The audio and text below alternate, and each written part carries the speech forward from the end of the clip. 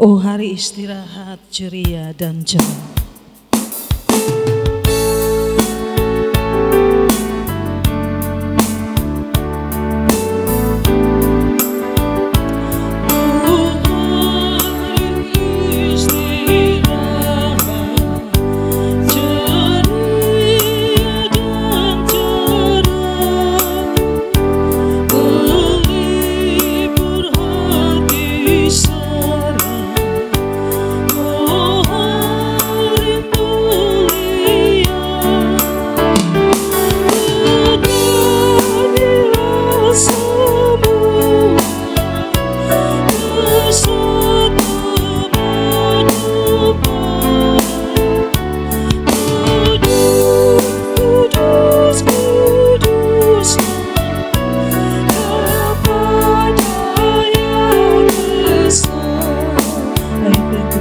Hari Minggu ini panggilan katanya.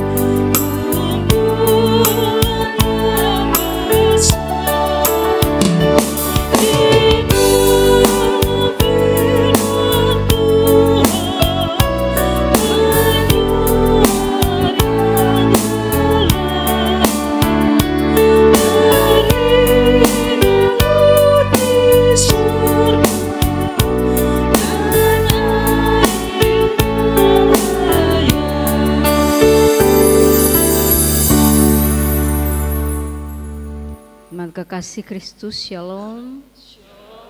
Mari kita tabiskan ibadah kita di sore hari ini. Penolong kita adalah Allah yang menciptakan langit dan bumi dan yang setia memelihara seluruh ciptaannya.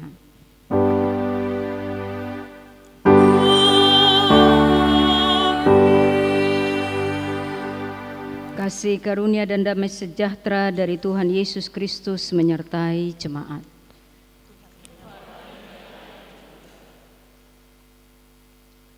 Apabila saudaramu berbuat dosa, tegurlah dia di bawah 4 mata. Jika ia mendengarkan nasihatmu, engkau telah mendapatnya kembali.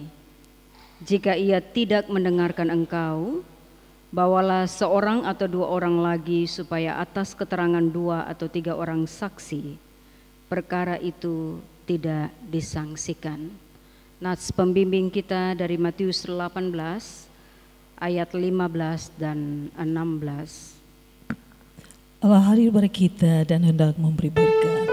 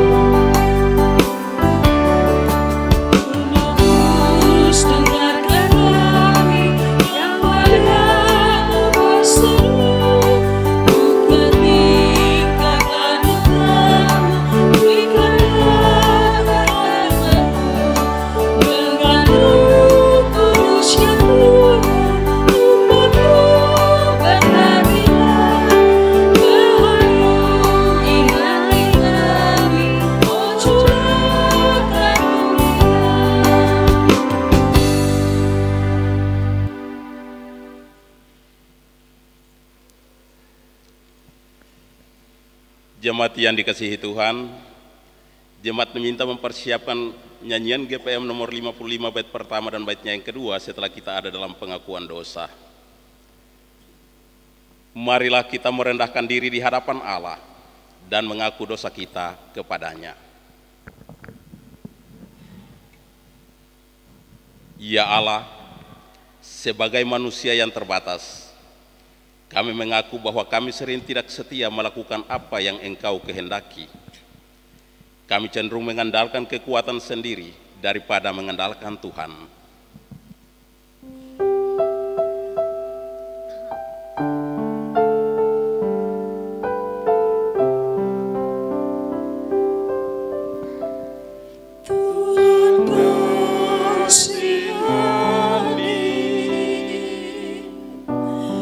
Kristus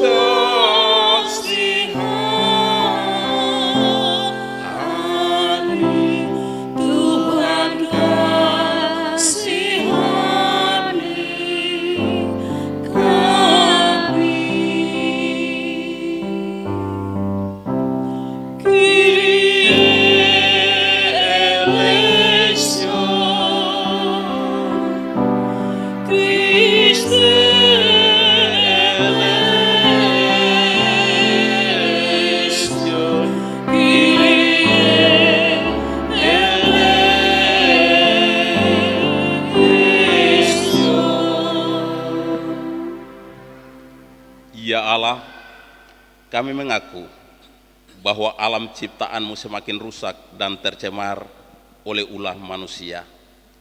Ampunilah kami yang lalai menjaga dan melestarikan alam ini.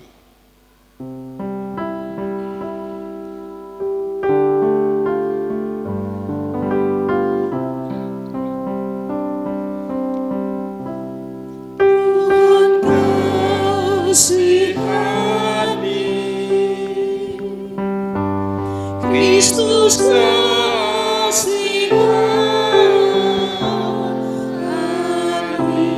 Tuhan kasihani kami. Kyrie eleison, Christe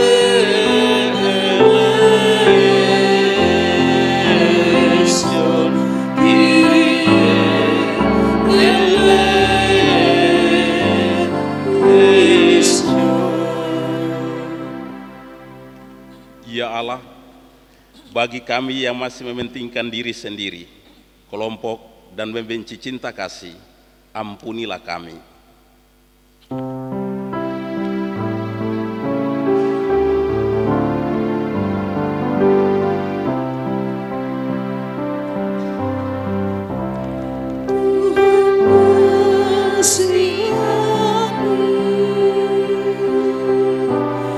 Kristus kasihani, Tuhan kasihani kami. Kyrie eleison, Christe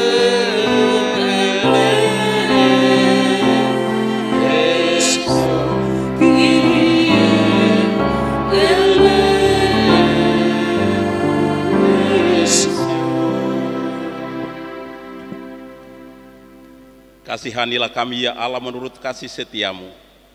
Hapuskanlah pelanggaran kami menurut rahmat-Mu yang besar. Bersihkanlah kami seluruhnya dari kesalahan dan tahirkanlah kami dari dosa.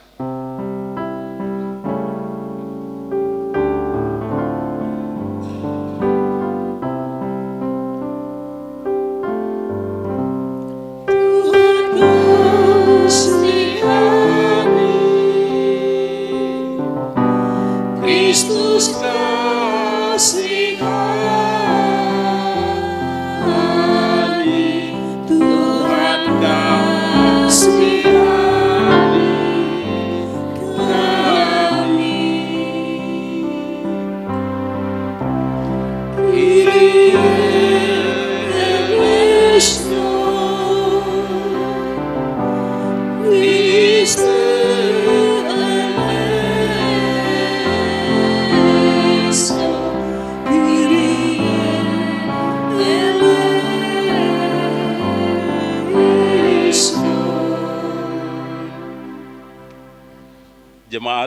dengarlah berita pengampunan dosa. Bagi saudara-saudara yang mengaku dosanya dengan jujur dan penuh penyesalan diri di hadapan Allah, maka sesungguhnya pengampunan dosa telah berlaku. Seperti yang dikatakan dalam Kisah Para Rasul pasal 13 ayat 38. Jadi ketahuilah, hai saudara-saudara, oleh karena Dialah, maka diberitakan kepada kamu pengampunan dosa. Tercurah darah Tuhanku di bukit Golgota.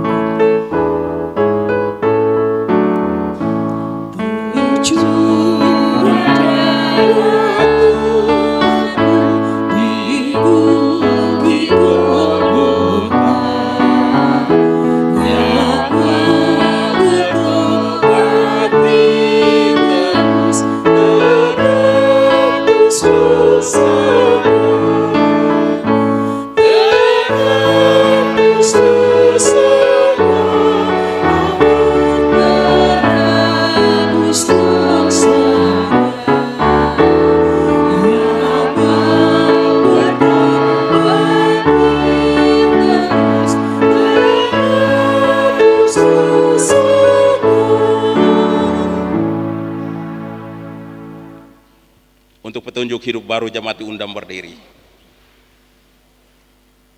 Jemaat, dengarlah dan berlakukanlah petunjuk hidup baru ini dalam hidup saudara-saudara. Sebagaimana yang tertulis dalam Roma 13 ayat 8 sampai 10. Janganlah kamu berhutang apapun kepada siapapun juga, tetapi hendaklah kamu saling mengasihi. Sebab barang siapa yang mengasihi sesama manusia, ia sudah memenuhi hukum Taurat. Karena firman, jangan berzina, jangan membunuh, jangan mencuri, jangan mengingini, dan firman lain manapun juga sudah tersimpul dalam firman ini, yaitu kasihilah sesamamu manusia seperti dirimu sendiri.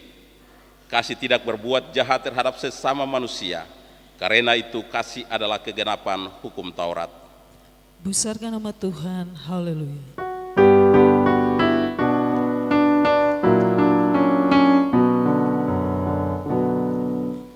Besarkan nama Tuhan, haleluya. Kasih-Nya tak berkurang, haleluya.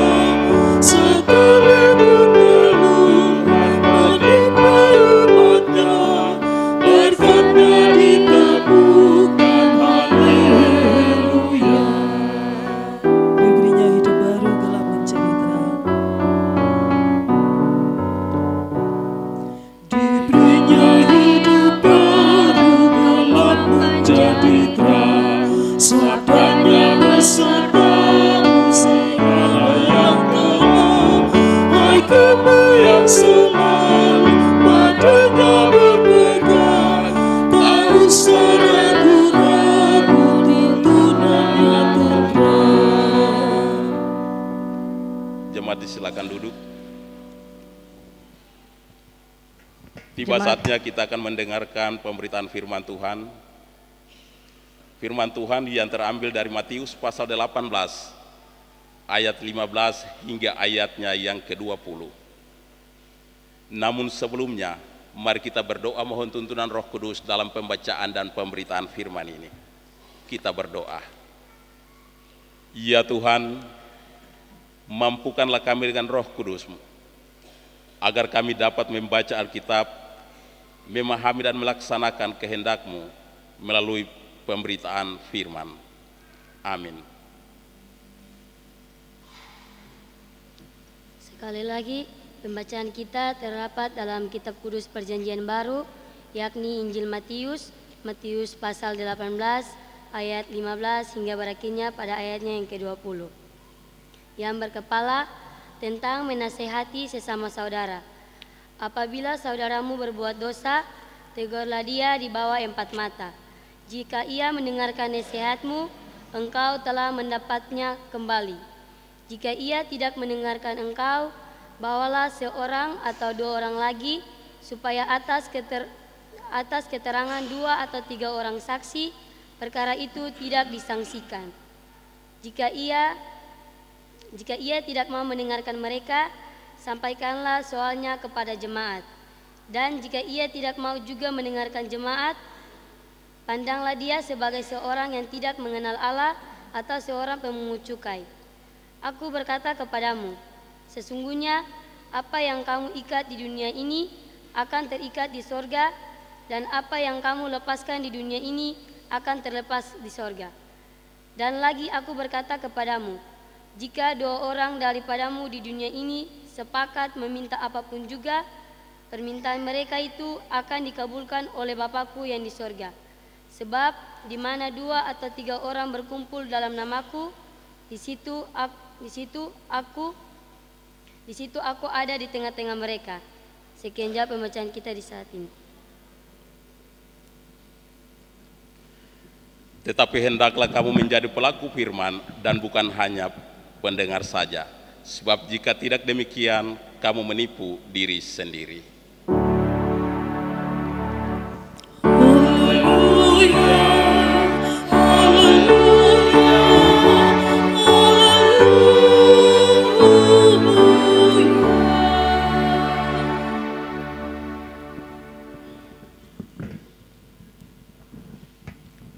Persekutuan jemaat yang beta kasihi dalam Kristus Tuhan, dalam spirit selebrasi bulan pekabaran Injil Oikumene, maka masih senada dengan tema khotbah di pagi ketika perjamuan kudus digelar, biarlah semuanya menjadi satu. Bapak Ibu, tema ini memberikan ajakan kepada kita semua untuk mari kita berdiam bersama dalam rumah bersama kita, yakni oikos, untuk menjaga dan merawat persekutuan dan kesatuan. Mengapa? Karena persekutuan dan kesatuan itu adalah identitas atau ciri penanda dari sebuah gereja. Jadi kalau gereja tidak bersatu, maka dia belum menjadi gereja yang sejati. Gereja itu perlu menghadirkan dan menghidupkan persekutuan, karena itulah yang membedakan gereja dari persekutuan komunitas, tapi juga dari organisasi yang lain. Hari ini Matius pasal 18 ayat 15 sampai 20 memberikan tips kepada kita tentang bagaimana gereja diberikan otoritas dan kewenangan untuk menyelesaikan konflik, tapi juga memberi disiplin rohani kepada saudara atau sesama dalam gereja itu yang dianggap bersalah. Bapak Ibu, teks ini menyatakan bahwa ketika gereja diberikan wewenang untuk melakukan disiplin rohani, maka disiplin rohaninya bukan tentang bagaimana prosedur cara mengatasi orang yang bermasalah itu dimenangkan, tapi juga ternyata gereja ini juga diberikan kewenangan untuk mengeluarkan seseorang dari gereja. Dan itu hak privilege yang Tuhan berikan kepada gereja. Pertanyaannya, kalau wewenang itu diberikan kepada gereja, maka dari manakah wewenang itu gereja dapat? Apakah dari Alkitab? Apakah dari konstitusi gereja, ataukah kewenangan untuk memberikan disiplin rohani itu berasal dari pejabat gereja? Teks ini berbicara tentang otoritas atau wibawa disiplin gereja dan bagaimana mengedukasi gereja itu. Jika ada masalah, ada krisis, ada orang yang bermasalah, bagaimana cara memberikan solusi atau resolusi terhadap masalah itu. Bapak Ibu, kita mau bagi beberapa hal tentang edukasi itu kepada kita sekalian. Ada 4 pesan yang mau kita bagi. Yang pertama, Bapak Ibu, bahwa ternyata gereja melalui teks ini diberikan otoritas untuk melakukan 2 hal. Yakni pertama, penyelesaian konflik, tapi yang kedua bukan hanya menyelesaikan konflik, merangkul orang dalam sebuah persekutuan. Bahwa kalau ada di antara kita yang melakukan masalah, apakah orang itu dijadikan sebagai musuh gereja ini? Ataukah dengan cepat-cepat gereja mengambil langkah untuk mengeksklud dan mengeluarkan orang itu dari gereja? Ternyata teks ini memberikan ajaran dan tips bahwa tidak secepat itu dan tidak tergesa-gesa seperti itu gereja mengambil keputusan. Teks ini mengajarkan tentang apa yang beta bahasakan tadi, resolusi konflik, bahwa kalau ada konflik dan kemudian ada orang bersalah, maka pendekatannya bukan pendekatan kekerasan. Pendekatannya bukan meletakkan aturan itu secara strict dan ketat, dan akhirnya kita hilang rasa kemanusiaan dan rasa empati terhadap orang yang mengalami masalah. Dikatakan bahwa kalau peraturan itu ditegakkan, peraturan itu harus disertai dengan rasa empati terhadap orang yang melakukan kesalahan. Mengapa? Karena siapapun dia dan apapun keberadaan kita di dunia ini, potensi seseorang untuk melakukan masalah itu selalu saja ada setiap saat. Dan bagaimana gereja memberikan respon terhadap itu. Teks ini memberikan sebuah advice atau nasihat bahwa pendekatannya sekali lagi bukan pendekatan kekerasan. Tapi kalau ada orang-orang seperti itu dan kalau ada potensi konflik di tengah-tengah kita, maka pendekatan yang paling soft dan yang paling lembut adalah mari kita bercakap-cakap bersama. Perlu ada percakapan.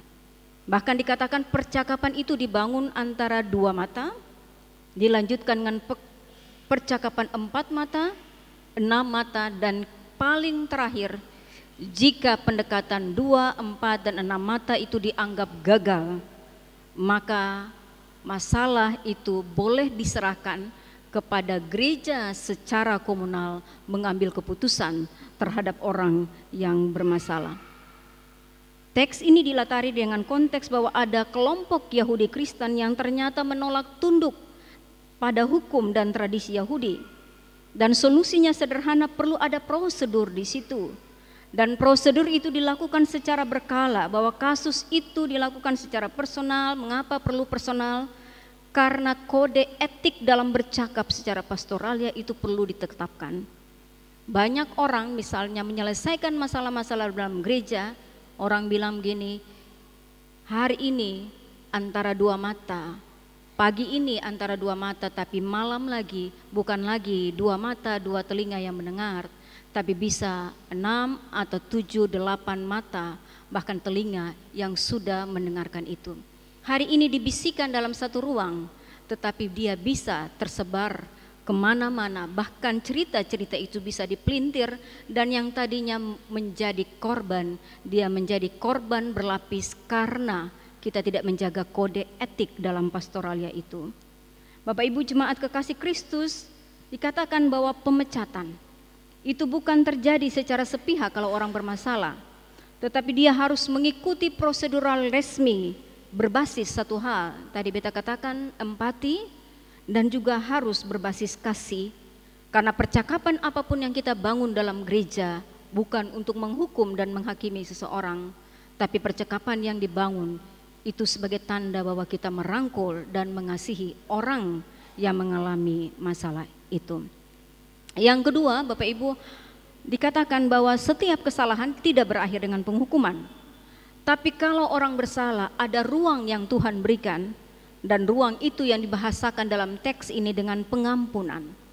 Karena Bapak Ibu kalau perhatikan dari seluruh kitab di perjanjian lama maupun perjanjian baru, dari Kejadian sampai dengan Wahyu, ada satu pola tematik yang kita temukan dalam teks, yaitu biasanya ada penghukuman, tapi penghukuman itu selalu diikuti dengan pemulihan.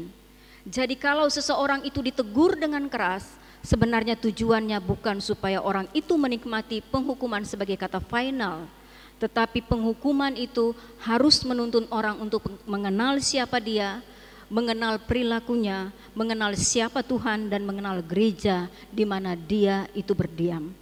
Karena setiap disiplin apapun ditetapkan oleh gereja harus punya benefit. Apa benefitnya? Yakni membawa orang itu kembali lagi pada jalan yang benar. Karena itu dikatakan kalau seorang saudara bersalah, Bapak Ibu, dia tidak memakai istilah kalau orang bersalah, tapi dia menyapa bahwa kalau seseorang itu bersalah, saudara itu bersalah. Berarti kalau orang yang bermasalah ini kita anggap sebagai saudara, maka pendekatan terhadap orang itu, marilah kita menghidupkan pendekatan sebagai saudara, bukan sebagai orang yang kita anggap sebagai orang lain. Bapak Ibu, dikatakan bahwa kalau seorang saudara bermasalah, maka dia patut untuk didampingi, bukan dia patut untuk dicela, apalagi dia patut untuk dibully. Banyak orang dalam gereja ini kalau ada orang punya aib, maka yang orang lakukan adalah menggosipkan aib itu. Padahal itu bukan tugas gereja. Tugas gereja bukan menggosipkan aib orang, tapi tugas gereja adalah menuntun orang yang tadi dia dipenuhi dengan aib itu supaya dia pulih kembali dan menerima harkat dan martabatnya kembali sebagai orang yang dipulihkan dalam Kristus. Bapak Ibu, menarik bahwa dia bilang kalau seseorang saudara itu bersalah, apa kesalahannya? Diistilahkan dalam teks ini dengan hamartia, bahasa Yunani koine dipakai di situ. Kalau orang melakukan amartia, itu artinya pelanggaran kepada beberapa hal. Pelanggaran kepada hukum, pelanggaran kepada Tuhan, tapi orang mungkin juga melanggar aturan atau kode etik dalam relasi dengan sesamanya. Dan dikatakan bahwa jika orang melakukan pelanggaran tetap kepada sesamanya dengan berselisih antar atau inter pribadi dan kelompok, maka itu perlu diproses dalam dialog. Dalam konsep Matius dikatakan bahwa kalau seseorang menolak untuk berdamai, maka orang itu dianggap sebagai pendosa dan melakukan dosa.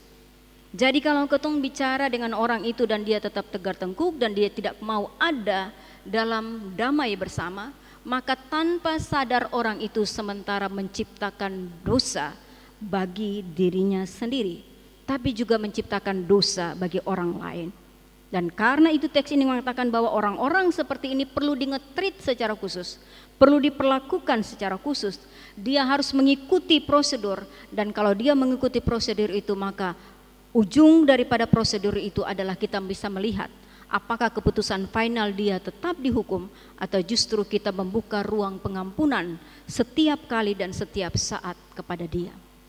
Yang ketiga, Bapak Ibu, dikatakan bahwa gereja ternyata diberikan kewenangan bukan hanya untuk mendampingi orang-orang yang bermasalah dan mengikuti prosedur disiplin gereja, tapi gereja juga diberi wewenang untuk menjalankan disiplin itu karena gereja punya hak privilege, yaitu privilege dalam teks ini di ayat 18-20, gereja mempunyai kewenangan untuk mengikat dan melepaskan. Dalam teks mengatakan bahwa apa yang diikat di bumi itu terikat di sorga, apa yang dilepaskan di bumi itu terlepas di sorga. Itu hak privilege yang Tuhan berikan kepada gereja. Betapa istimewanya gereja, sehingga ketika orang bermasalah Tuhan bilang kunci itu ada di tangan gereja. Gereja bisa membuka pintu itu, tapi gereja juga bisa menutup pintu itu. Gereja bisa mengikat orang itu untuk tetap bermasalah, tapi gereja itu juga bisa melepaskan orang itu dari ikatan dosa. Jika gereja melepaskan, maka bebaslah orang tersebut dari jeratan dosa dan penghukuman. Tapi jika gereja mengikat orang itu, maka terikatlah dia dalam bayang-bayang ikatan dosa dan penghukuman. Dan betapa gereja beruntung dan bersyukur karena Tuhan memberikan kuasa itu kepada gereja. Kuasa yang keempat, Bapak Ibu, dalam teks ini katakan bahwa gereja diberikan kuasa menjadi pendoa. Dan dikatakan itu menjadi prioritas dari gereja. Dalam teks menyebutkan di mana 2 atau 3 orang berkumpul atas namaku dan meminta sesuatu, maka terkabul permohonan. Bahwa ternyata kekuatan 2 orang, 3 orang benar saja itu sudah cukup memadai bagi Tuhan untuk menjawab dan mendengarkan doa kita. Tuhan tidak tunggu 1000 orang atau 100 orang benar itu berdoa, tapi kalau 2-3 orang benar saja menjadi pendoa, Tuhan bilang itu sudah cukup privilege, sudah cukup memadai untuk aku memberikan jawaban atas permohonan kita. Hal ini ditegaskan bahwa di mana ada pertentangan 2 atau orang beriman, maka pertentangan itu perlu diselesaikan, dan solusi yang paling terakhir untuk menyelesaikan sebuah masalah ketika percakapan sudah tidak mampu dilakukan adalah gereja perlu menjadi pendoa. Gereja tidak boleh lelah mendoakan orang yang bermasalah, karena tugas gereja, tugas pokok gereja adalah berdoa. Kalau gereja lalai berdoa, maka gereja membiarkan orang itu berada dalam ikatan masalah. Persetujuan penuh dengan 2 orang, maka baik kelompok kecil maupun kelompok besar, ketika dia ada dalam spirit kekuatan doa yang sama, Tuhan menjamin aku pasti akan menjawab doamu. Teks ini menegaskan bahwa doa bersama itu sangat efektif. Dua orang saja sudah efektif, apalagi doa dilakukan lebih besar, kekuatan doa itu dilebarkan. Bapak Ibu jemaat kekasih Kristus, apa pesannya bagi kita dalam ibadah pada saat ini setelah kita menikmati perjamuan asa yang kudus? Ada beberapa pesan yang mau kita bagi kepada kita sekalian. Yang pertama kita mau bilang, Bapak Ibu, jadikanlah jemaat ini, jadikanlah gereja ini sebagai pusat pendampingan untuk memenangkan banyak orang yang papah, memenangkan banyak orang yang terkurung dalam kegelapan hidupnya dan kekelaman. Banyak orang yang mungkin butuh untuk berdamai. Doakanlah orang-orang yang berada dalam konflik dan menjadi pelaku konflik. Bukan permusuhan dan penolakan, tapi bebaskanlah kasih, pengampunan dan penerimaan, supaya banyak orang merasa aman dan nyaman tinggal dalam rumah bersama kita, yakni gereja ini. Yang kedua, Bapak Ibu, beta mau bilang, fungsikanlah jemaat ini sebagai situs untuk memberikan disiplin rohani. Tapi tugas kita bukan menghakimi orang saja. Tugas kita yang paling utama di balik menghakimi adalah mengasihi orang, memenangkan jiwa-jiwa yang mungkin hilang dan tersesat dari gereja ini. Yang ketiga, fungsikanlah doa, Bapak Ibu, untuk merangkul banyak jiwa. Karena sekali lagi, ada banyak jiwa yang mungkin sangat rentan dengan begitu banyak masalah, dan mereka tidak tahu pada tempat mana mereka mengadu. Dan salah satu tempat mereka mengadu itu adalah gereja. Beta mau mengakhiri khotbah ini dengan menggunakan satu konsep sikap merangkul atau attitude merangkul yang disampaikan, gestur merangkul yang disampaikan oleh Miroslav Volf. Dia bilang begini, gereja harus setiap saat merangkul atau mengembrace orang. Dan biasanya ada 4 gestur tubuh yang biasanya orang pakai untuk merangkul. Gestur yang pertama adalah membuka tangan, opening arms. Bapak Ibu, kalau ada orang punya masalah, jangan pernah menutup tangan. Tapi langkah pertama yang harus kita lakukan menurut Volf adalah buka tangan kita selebar-lebarnya. Mengapa kita perlu membuka tangan? Karena membuka tangan itu adalah gestur tubuh yang menandakan ada undangan di situ. Bahwa kita terbuka menjangkau orang lain. Bukan hanya soal saya dan saya, bukan hanya soal saya membela ego saya, membela prestise saya.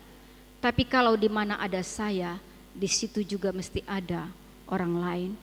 Gereja harus menciptakan ruang undangan dan menyambut orang lain, termasuk orang-orang yang mengalami kebutaan spiritualitas, kebutaan rohani, kelemahan dan kepapaan rohani, supaya mereka mendapatkan pintu untuk masuk. Dan pintu masuk bagi orang-orang seperti itu adalah ketika kita bersedia membuka tangan kita. Yang kedua, Paul bilang kalau ketong sudah buka tangan, opening arm, tugas yang kedua adalah menunggu, waiting. Bapak Ibu, kalau sudah buka pintu lalu kasih orang masuk, ketong perlu memberi ruang menunggu. Mengapa menunggu? Karena menunggu itu pertanda bahwa kita memberi waktu untuk diri kita, tapi kita memberikan waktu juga untuk orang yang diundang itu masuk dalam ruang kita. Kadang-kadang ketong buka tangan, tapi ketong mau cepat-cepat menghakimi dia. Ketong lupa bahwa orang yang bermasalah itu juga mungkin dia perlu waktu dengan dirinya sendiri, supaya dia bisa merenung dan kemudian melepaskan diri dari ikatan-ikatan itu. Dalam teks ini melalui bahasa Volf dikatakan berikanlah waktu menunggu. Kalau ketong naik pesawat biasanya ketong ruang waiting room itu ada, maka menurut beta itu untuk orang landing dan juga take off. Sama juga dengan hidup manusia. Hidup manusia itu bisa landing dan dia bisa take off, tapi Tuhan bilang perlu ada waktu untuk menunggu. Proses menunggu itu waktu yang berkualitas untuk kita menemukan siapa kita, menemukan siapa Tuhan, dan juga memahami siapa orang lain.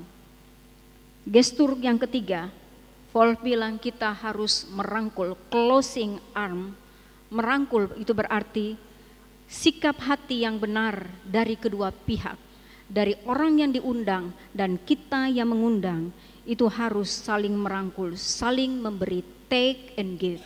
Dalam gereja ini, untuk orang lain, kalau kita memberi kepada orang lain, jangan lupa juga menerima. Kalau kita menerima, jangan lupa untuk juga memberi. Dan yang paling terakhir, dari teks ini dikatakan kalau sudah closing arm atau menutup tangan, sikap yang keempat adalah mari kita membuka tangan kembali, opening arms again. Jadi kalau ketemu suruh rangkul orang, jangan hanya merangkul satu orang, karena sebenarnya kita perlu memberikan begitu banyak rangkulan kepada banyak orang lain. Karena kalau ketemu merangkul hanya satu orang, kasihan sekali hanya satu orang itu diselamatkan. Jangan lupa untuk membuka tangan kembali, karena kita perlu memperluas undangan dan penerimaan kepada orang yang lain. Satu rangkulan diperluas kepada rangkulan yang lain. Selamat bersatu, selamat merangkul, selamat memenangkan jiwa, dan selamat untuk menyelesaikan konflik-konflik dalam kehidupan kita. Tuhan memberkati kita sekalian. Amin.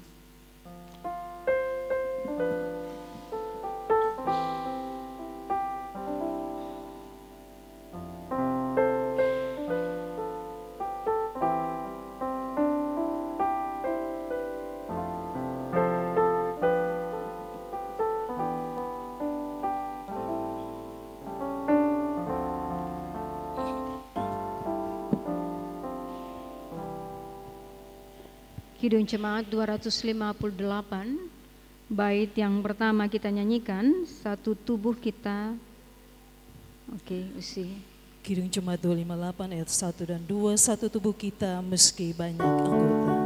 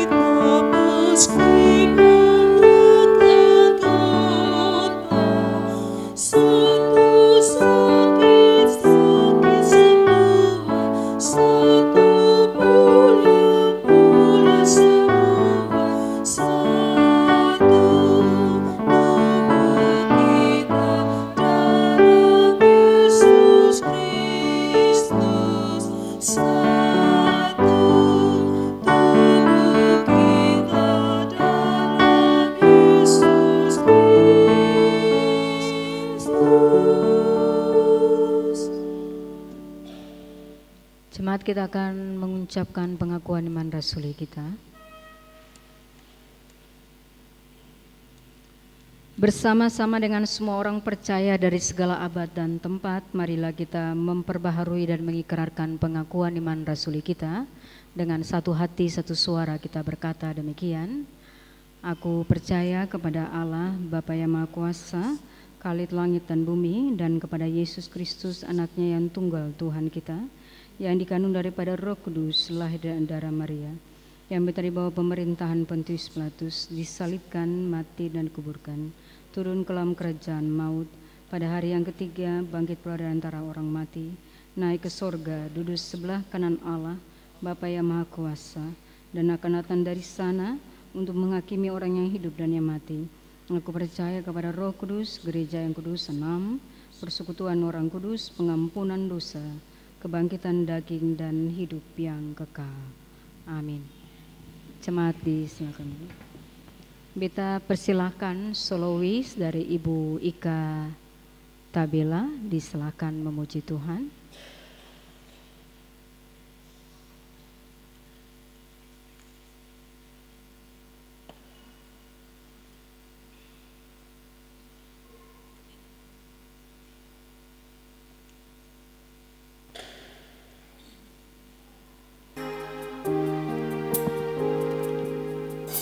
Engkau Bapa yang mengasihiku,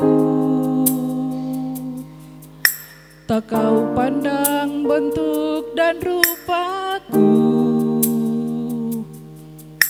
Engkau mengasihiku dengan sepenuh hati, tak pernah cemas seperti dunia ini.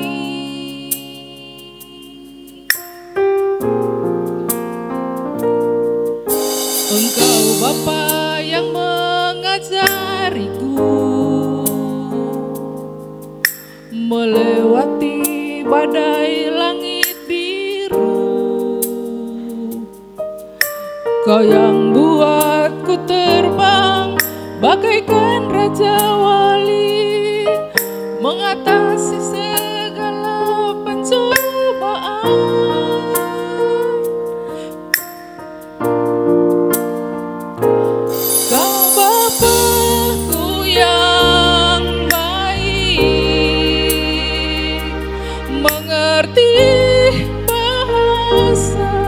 Tetesan air mata tak kau biarkan ku berjalan sendirian, sebab kau Bapa-Ku yang baik.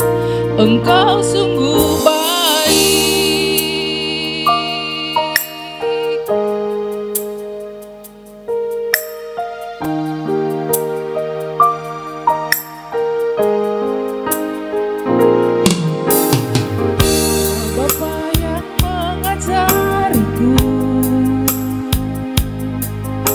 Melewati badai langit biru, Kau yang buatku terbang bagaikan raja wali, mengatasi segala pencobaan.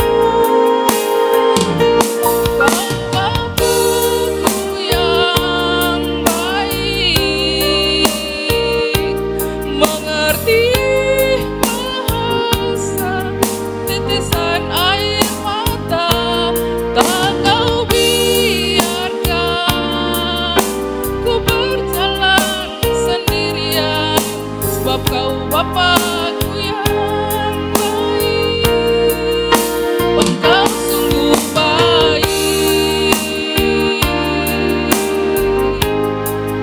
Engkau sungguh baik,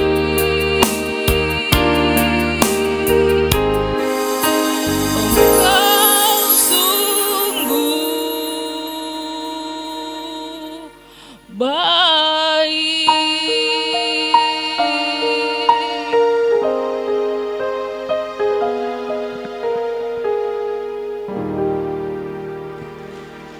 Terima kasih Ibu Ika untuk pujiannya. Bapak Ibu sekalian, kita akan memberi persembahan syukur. Jemaat disilahkan menyiapkan kidung jemaat 393 bait pertama dan seterusnya.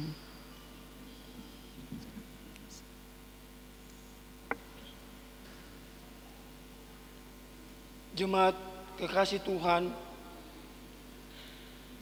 Tuhan telah mengaruniakan hidup dan berbagai berkat bagi kita. Semua pemberian Tuhan itu mesti digunakan demi kemuliaan-Nya melalui pelayanan bagi sesama dan lingkungan. Muliakanlah Tuhan dengan harta benda pemberian-Nya.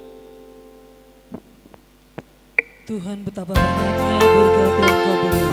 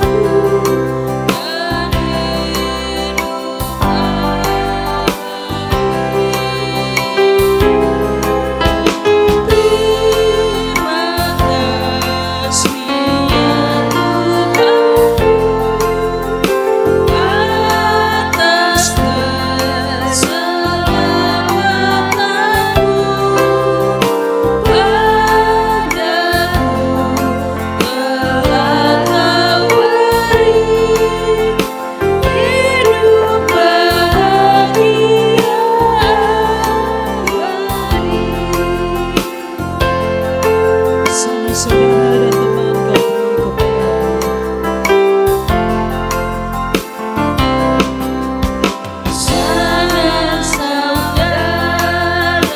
dan teman kau beri kepada Saudara dan teman kau beri kepadaku. Berkat terindah ialah ku jadi anakmu. Terima kasih ya Tuhan atas keselamatanmu. Padaku telah Kau beri hidup bahagia abadi.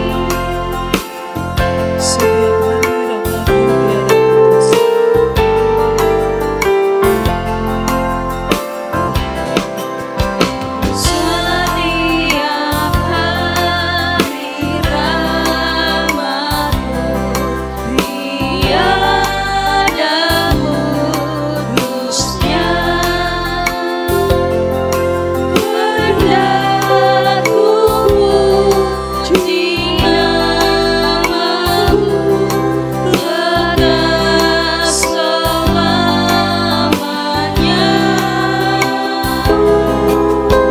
Terima kasih ya Tuhanku atas keselamatanmu. Padaku telah Kau beri hidup bahagia abadi.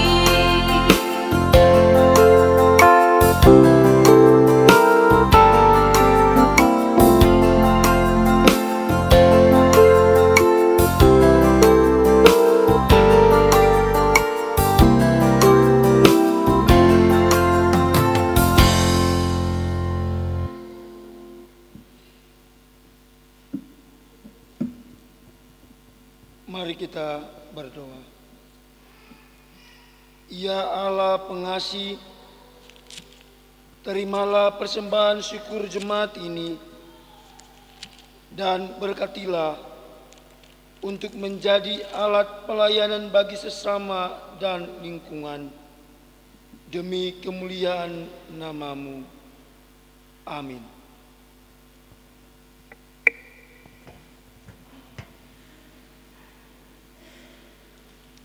Beta silahkan buka grup Immanuel 2. Sepertinya majelis jemaat ya memuji Tuhan.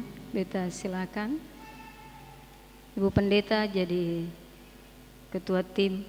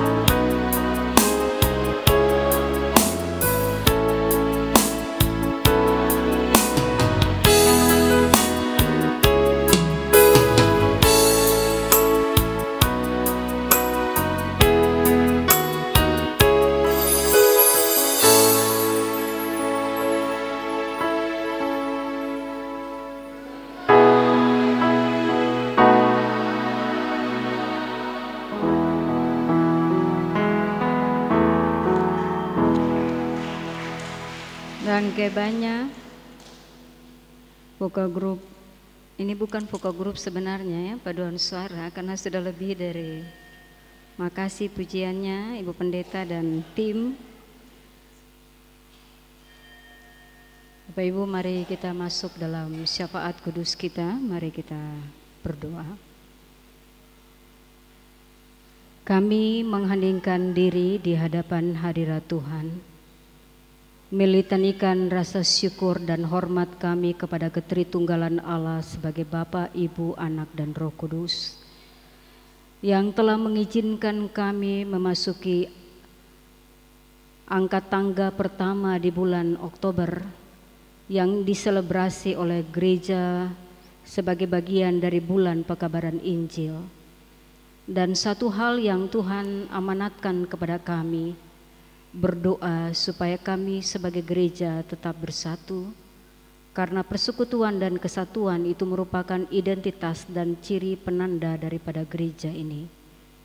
Kami mendoakan supaya kiranya gereja tidak berhenti bekerja, memberikan ruang, kesempatan, dan memberikan kemungkinan yang luas bagi setiap orang supaya merasa nyaman tinggal dalam rumah bersama kami. Secara khusus di Jemaat GPM Marbali, kami mendoakan supaya kiranya kasih karunia Tuhan bertambah-tambah di jemaat ini. Sejak awal pendiri jemaat ini dibentuk, Tuhan berintervensi membentuk jemaat ini, melewati tantangan demi tantangan, dan kami merasakan kasih karunia Tuhan tidak pernah undur dari jemaat ini. Kami mendoakan supaya jemaat ini diberkati dari janin dalam kandungan sampai orang tua beruban putih. Diberkatilah anak-anak yang menekuni pendidikan di jenjang PAUD sampai perguruan tinggi yang ada di Marbali maupun yang berdiaspora di segala tempat. Jadikanlah mereka anak-anak yang tinggi iman, tinggi ilmu, tinggi pengabdian. Bagi orang-orang muda kami mendoakan supaya kemudaan itu dipakai untuk memuliakan Tuhan. Produktivitas, kreativitas, dan semua daya yang mereka miliki mereka sumbangsikan bagi pertumbuhan gereja ini. Kami mendoakan orang tua yang punya kewenangan untuk menurun alihkan nilai-nilai yang baik dan benar kepada keturunan-keturunan mereka. Jadikanlah mereka sebagai orang tua yang penuh dengan wibawa rasuli, supaya semua wejangan dan nasihat bahkan kekuatan doa itu membawa berkat besar bagi keluarga dan keturunan mereka. Bagi orang tua yang lanjut usia yang beruban putih, kami meyakini bahwa keubanan itu adalah tanda kehormatan. Jadikanlah mereka tiang penyangga yang kuat bagi keturunan-keturunan mereka. Kami mendoakan umat Tuhan yang bergumul dengan penderitaan sakit, kasih Tuhan menyembuhkan janda, duda, yatim piatu. Engkau mengangkat harkat dan martabat mereka. Bagi mereka yang bergumul dengan penderitaan hidup yang berat, kami percaya bahwa Tuhan akan memberikan bahu-Mu yang penuh kasih untuk meringankan beban mereka. Kami mendoakan perjalanan bergereja di Jemaat GPM Marbali, tugas persekutuan, kesaksian, dan pelayanan semua agenda gerejawi diberkati oleh Tuhan supaya Tuhan membuahkan itu menjadi sebuah hal yang bermanfaat demi pertumbuhan gereja-Mu yang ada di jemaat ini. Kami mendoakan bagi ketua majelis jemaat, penghantar jemaat, vikaris, penatua, diaken, kolektan, tuagama, semua unsur pelayan. Kami minta Tuhan membangun jejaring pelayanan yang baik, di mana iklim melayani itu sehat, saling membantu, saling menguatkan, supaya kami menyaksikan buah-buah pelayanan itu boleh dinyatakan, buah yang kelihatan atau tidak kelihatan. Tuhan menghadirkan itu untuk memperkuat jemaat ini. Kami berdoa bagi pemerintah yang bermitra dengan gereja, diberkatilah dalam kasih karunia Allah yang besar. Para birokrat, politisi, diberkatilah mereka supaya bermanfaat bagi kemaslahatan orang banyak. Roti dan anggur yang sudah kami nikmati, biarlah memberikan energi baru bagi kami untuk menjalani pesiarahan iman dan hidup kami di minggu yang akan datang dan di bulan Oktober ini. Bagi gereja-Mu dari jemaat klasik sinode, pimpinan gereja, semua unsur yang terikat di bawah naungan gereja, kasih karunia Tuhan bertambah-tambah. Ini doa syukur yang kami persembahkan kepadamu, bukan atas nama lain dan kekuatan lain, hanya dalam nama Yesus, dan kami mensyukuri orang-orang yang berperan secara aktif dan pasif dalam ibadah di sore ini. Biarlah ibadah kami menjadi persembahan yang hidup, kudus dan berkenan kepadamu. Izinkanlah kami mengakhiri syafaat kudus kami dengan mengucapkan doa Bapa kami secara bersama. Bapa kami yang di sorga, dikuduskanlah namamu, datanglah kerajaanmu, jadilah kehendakmu di bumi seperti di sorga. Berilah kami pada hari ini makanan kami yang secukupnya, dan ampunilah kami akan kesalahan kami, seperti kami juga mengampuni orang yang bersalah kepada kami. Dan jangan bawa kami ke dalam pencobaan, tapi lepaskanlah kami daripada yang jahat, karena Bapa yang mempunyai kerajaan dan kuasa dan kemuliaan sampai selama-lamanya. Amin. Jemaat, kita nyanyikan Kidung Jemaat 412 bait pertama dan bait kedua. Tuntun aku Tuhan Allah lewat gurun dunia.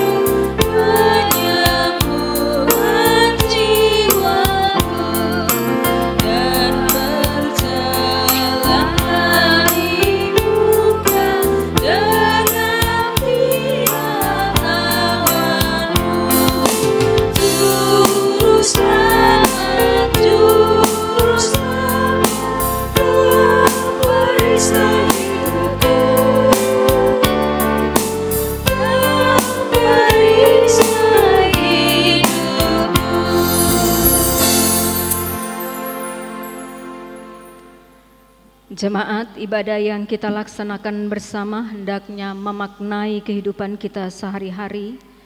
Yesus berkata, "Aku telah menetapkan kamu supaya kamu pergi dan menghasilkan buah, dan buahmu itu tetap." Untuk itu jemaat, terimalah janji penyertaan dan berkat yang berasal dari pihak Tuhan. Tuhan memberkati kamu dan melindungi kamu. Tuhan menyinari kamu dengan wajah-Nya dan memberi kamu kasih karunia. Tuhan menghadapkan wajah-Nya kepadamu dan memberikan kamu sekalian damai sejahtera. Amin.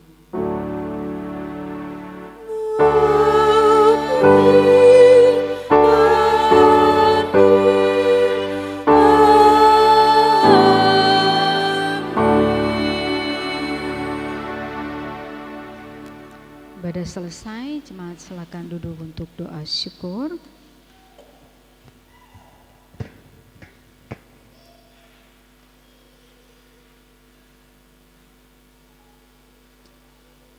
Jemaat Tuhan, selamat hari Minggu, selamat mensyukuri berkat Tuhan sepanjang minggu dan bulan ini. Tuhan memberkati kita sekalian.